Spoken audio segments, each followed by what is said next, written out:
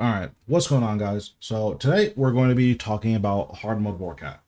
Now, this isn't going to be an in-depth breakdown of the mechanics or anything like that, because the mechanics are actually exactly the same as normal mode Vorkaths if you skip the first two giants. Consequently, this is just going to be focused on what you need to be paying attention to and what you need to do in order to survive the fight. This is going to be a lot like Raciel, where you kind of just need to weather the storm, and then once you do that, you'll be okay. Unfortunately, the storm is the first 90% of the fight. So this is going to be very tough. Not in that it's super, super hard, but that there are 5 or 6 places where you can get killed, and if you're not ready for it, you'll just instantly take like 10,000 damage and die. In terms of our gear, I'm bringing maxed gear. The reason for this is, and the reason I recommend you guys only try this with max gear, is that Zemouregal has attacks that are synced with Vorkath, and those are pretty easy to deal with. But he also has attacks that are time-based, meaning that after a certain amount of time has elapsed, he's just going to hit you with something that he hasn't used yet. I haven't killed this in hard mode with a worse gear enough to have a good idea of when those time-based attacks happen. So keeping that in mind, it's going to be difficult for me to recommend what you should do when. With that being said, a general rule of thumb is Zemouregal typically is going to use his strong attacks whenever Vorkath is using mechanics. So if you want to debilitate Zemouregal or use Reflect, basically whenever Vorkath does a special mechanic, that's going to be a pretty good rule of thumb to keep yourself safe. You really don't have any risk of dying as long as you're properly dealing with mechanics until Phase 3. Phase 3, once Vorkath lands, Zemouregal is going to try to kill you 3 or 4 times in a row, and dealing with that properly is going to be very, very, very important. Also bringing a Jazz Book. Jazz Book's just really good. It's probably the best book here. I also have a Reaver's Ring. You don't need a Reaver's Ring, but any bit of damage helps. I have a Tzkal Cape. At this point, I would say Tzkal Cape is mandatory, and every guide I'm going to make is going to include a Tzkal Cape because I made those guides so long ago. So just keep that in mind. For our aura, we're using Aegis. While you're learning, I think Aegis is going to be a little bit better than Majra or Dark Magic, but eventually you're going to want to transition to Majra or Dark Magic. If you just want to use those, that's fine, but I'm putting on Aegis just to show you guys how safe it is, at least in the beginning of the fight. For my necklace, I'm wearing an Essence of Finality. This is really important because it reduces how much damage you're getting hit through your prayer. Later on in the fight, Zemouregal is going to be able to hit you for 4 and 5Ks through your prayer with a Salve Amulet, and reducing that to 3,500 or 3,000 or 2,700 is going to do a lot for, 1, keeping your Hellhound alive, and 2, keeping your HP high so that if you mess up later on, you just have a bigger buffer. I do have my Salve Amulet in my inventory. That's just because I'm using my preset that has a Salve Amulet, but I'm not going to be using it for the fight. It will speed up the beginning of the fight, but the beginning of the fight isn't really where the issues start arising. So yeah, we're going to get into it. I'm going to summon my Hellhound. When I go in, I'm going to, well, rather, my setup is going to be summon my guys, life transfer, activate Ghost, invoke Death. Then I'm going to go in, Threads of Fate and Surge, and then just use a basic, probably Soul Sap. So let's start doing that. Life transfer, activate Ghost, invoke Death, Threads of Fate, Soul Sap. So at this point, we're going to be doing a Death Skulls into a Living Death rotation, so that's just what we're doing here.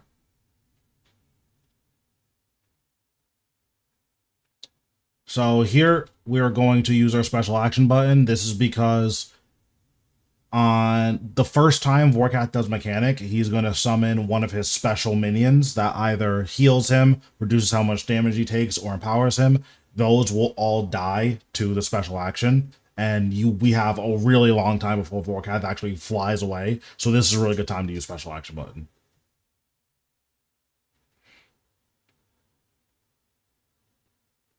Or just doing normal living death rotation stuff. Use Volley of Souls here.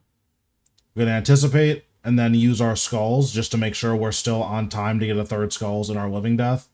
And then we're going to dive onto the second ring. So the reason why you dive onto the edge of the second ring is, one, it won't do damage to you. And two, if you dive any closer, then you will take a melee hit when Vorkath lands. So that is the closest that you can get to him without taking additional damage. So that's why I dove there specifically. Also, I'm soul split flicking Zemouregal. I'm just used to the cadence at this point, so it doesn't take me a whole lot to like actually hit my soul split flicks. It is hard to get used to because there's a lot going on in this fight. So if you're not able to soul split flick Zemouregal, then like don't feel bad about it.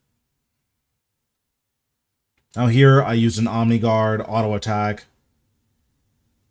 Death Skulls auto, Soul Sap auto. We're just alternating all of the abilities that Omni Guard actually cares about.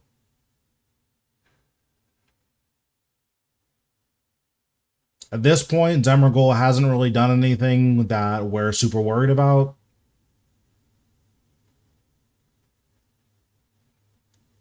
Using Icebox, so we're anticipating diving onto the edge of the second ring. Resummon our guys.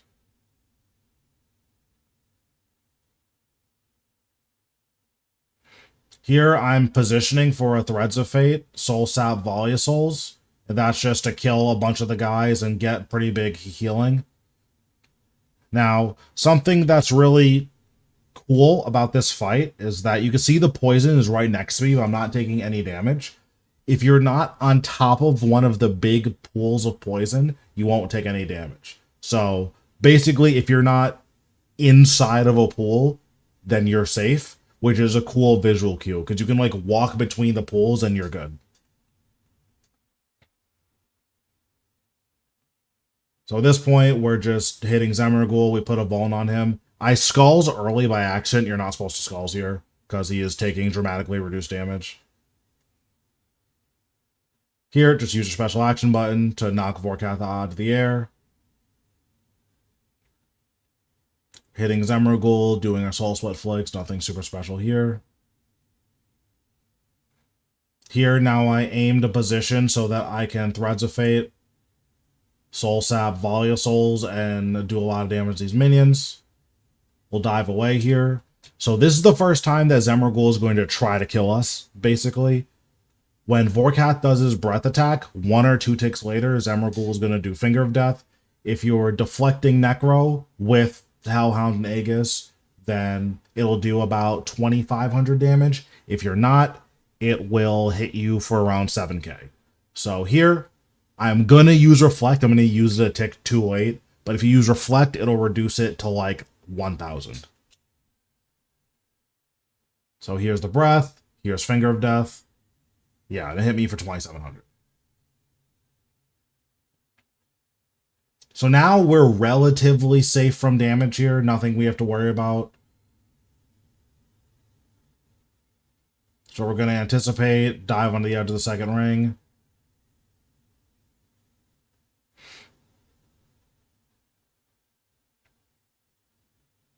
Now here Zemouregal is using Blood Siphon.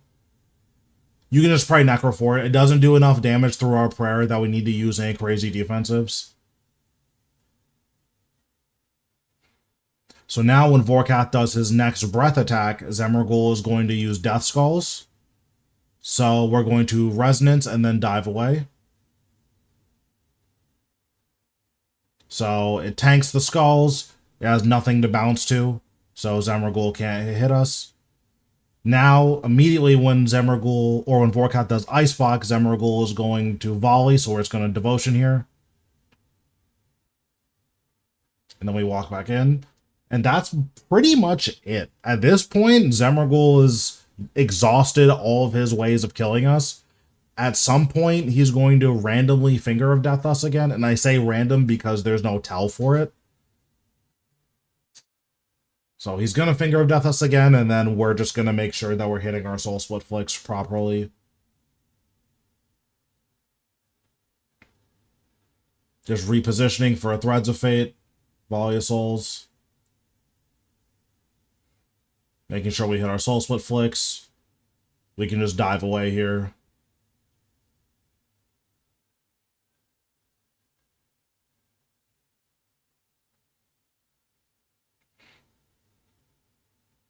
Yeah, so there he Volley of Souls. He doesn't say anything. Or rather, he Fingers of Deaths without saying anything. You can just dive away. And that is a hard mode Vorkath kill. Incidentally, this is also a no food kill, which that just goes to show the power of Hellhound and Aegis.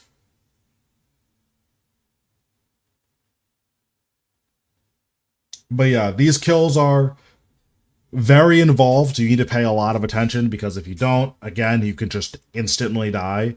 But the places that I pointed out are basically the only times that Zemouregal is going to like actively like use an ability that's going to do a ton of damage. So to recap, while Vorkath is doing the first Dragon Breath in Phase 3, Zemouregal is going to Finger of Death, so as soon as Vorkath starts using Dragon Breath, use Reflect. When Vorkath does Acid Rain in Phase 3, Zemouregal will finish channeling his Blood Siphon. You can just pray Necro for that and you'll be fine. If you don't pray Necro, it'll hit like 7k, so make sure you pray Necro. He will do Death Skulls during the second Dragon Breath in Phase 3. So for that, you want to dive away and then Resonance or Disruption Shield the Dragon Breath. And then he will do Volley of Souls during the second Icebox in Phase 3. And then for that, you can either Reflect or Devotion. I prefer Devotion. Also, if Vorkath does get a second flight, meaning that you don't do enough damage to stop him from flying away the second time, then Zemouregal will Finger of Death immediately after Vorkath flies away. If you're getting under 5-minute kills, you generally won't have to deal with that, but just keep in mind that if you're not getting under 5-minute kills, that's what's going to happen. If your kills are taking way longer than 5 minutes, you may deal with other mechanics. They are relatively telegraphed, so whenever he Blood Siphons, it is the same Blood Siphon that we have, meaning that he's going to full channel it. So when he starts channeling, just make sure that you have Pray Necro on. If he does Death Skulls, then it does have a relatively long travel time. It's going to take about a second or two for it to get to you once he's cast it. So you can just dive away and make sure it doesn't bounce back to him. If he Finger of Deaths, there's no tell for that. Those are the three mechanics you need to worry about from Zemouregal. He doesn't do them at like weird times, meaning he's never going to like auto attack you, then next tick Finger of Death or next tick Skulls. So you don't have to worry about that type of stuff. If you're hitting your Soul Split flicks properly, or just if you bring a good amount of food and you're just praying Necro and eating, through his damage, you're going to be fine. You are going to use a lot of resources, but you're going to be fine. And then the loot here is significantly better than it used to be. Unironically, it's probably 10 to 20 times better than it was before they buffed it. So the loot here is very, very, very good now. But yeah, hopefully this helps you guys get some hard mode kills.